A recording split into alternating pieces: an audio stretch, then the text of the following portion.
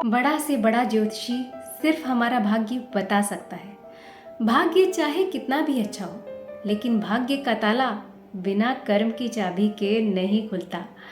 और भाग्य चाहे कितना भी बुरा हो, जब विश्वास कर्म पर होता है तो कैसे होता है चमत्कार, कैसे होते हैं सपने साकार। कहानी एक ऐसे शख्स की जिसकी किस्मत ने एक नहीं 4 बार उसके सपनों को तोड़ा, मगर उसने कैसे अपने सपनों का मुख अपनी तरफ मोड़ा।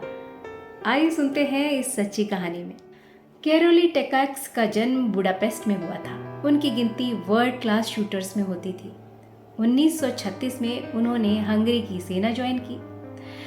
उनका सपना था ओलंपिक में गोल्ड मेडल जीतना, मगर 1936 के ओलंपिक में टीम में उनका चयन नहीं हुआ, क्योंकि वो सिर्फ एक सार्जेंट थे। उनकी जगह एक मेजर का चयन हुआ।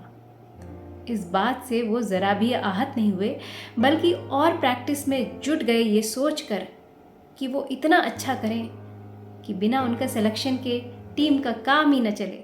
उनकी परफॉर्मेंस को देखते हुए आखिर उनका सिलेक्शन 1940 के टोक्यो ओलंपिक के लिए हो तो गया, लेकिन एक बार फिर से किस्मत ने उन्हें बुरी तरीके से तोड़ने की कोशिश की। एक ग्रेनेडियर की गलती के कारण ग्रेनेड उनके दाएं हाथ में ही फट गया और उनके हाथ के चीथड़े उड़ गए। कैरोली के साथियों ने सोचा कि उनके हाथ के साथ साथ उनके सपनों के चीथड़े भी उड़ गए, लेकिन कैरोली ने वो किया जो एक आम इंसान सोच भी नहीं सकता। उन्होंने बाएं हाथ से प्रैक्टिस करनी शुरू की, और ये प्रैक्टिस वो एकदम चुपचाप अकेले में करते थे, ताकि कोई उन्हें हतोत्साहित ना करे।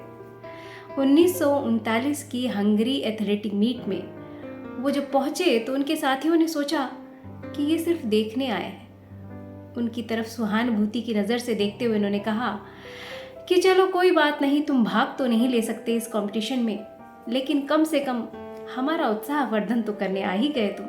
कैरोली ने बड़े विश्वास के साथ कहा, मैं देखने नहीं दिखाने आया हूँ, मैं भी इस प्रतियोगिता में हिस्सा लेने आया हूँ। कैरोली के साथियों ने उनके हाथ की तरफ देखा और उन्हें लगा शायद इसका दिमाग खराब हो गया है। जब कैरोली की बारी आई तो 25 मीटर रैपिड फायर राउंड में एक के बाद दूसरा शॉट बुल्स आई पर शूट करके उन्होंने सबको आश्चर्यचकित कर दिया। इस मीट में गोल्ड हासिल करने के बाद वो ओलंपिक गोल्ड मेडल के लिए सबके फेवरेट बन गए, मगर एक बार फिर किस्मत ने उन्हें धूल चटाने की कोशिश की। टोक्यो ओलंपिक रद्द हो गया क्योंकि दूसरा विश्व युद्ध छिड़ गया। कोई बात नहीं, कैरोली ने 1944 के ओलंपिक के लिए मेहनत करनी जारी रखी, मगर 1944 में भी ओलंपिक्स नहीं हुए क्योंकि दूसरा विश्व युद्ध खत्म ही नहीं हुआ।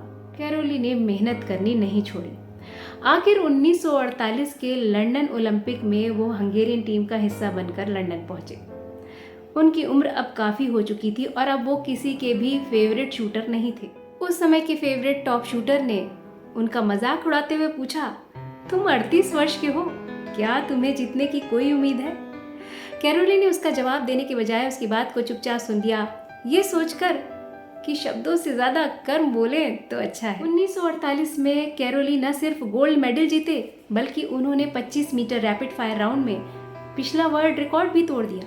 वो यहीं नहीं रुके, उन्होंने 1952 के हेलसिंकी ओलंपिक में भी 25 मीटर रैपिड फायर राउंड में गोल्ड मेडल जीता। तो जब कैरोली के हाथ में ग्रेनेड फटा था तो वो अपना दिमाग ग्रेनेडियर से लड़ाई करने में लगा सकते थे, सरकार को गाली देने में लगा सकते थे, मगर उन्होंने सिर्फ और सिर्फ अपने दिमाग में अपना लक्ष्य रखा और आगे बढ़ गए। तो जिंदगी में हारने की 1000 वजह होती है, मगर जीतने का भी कोई ना कोई रास्ता जरूर होता है।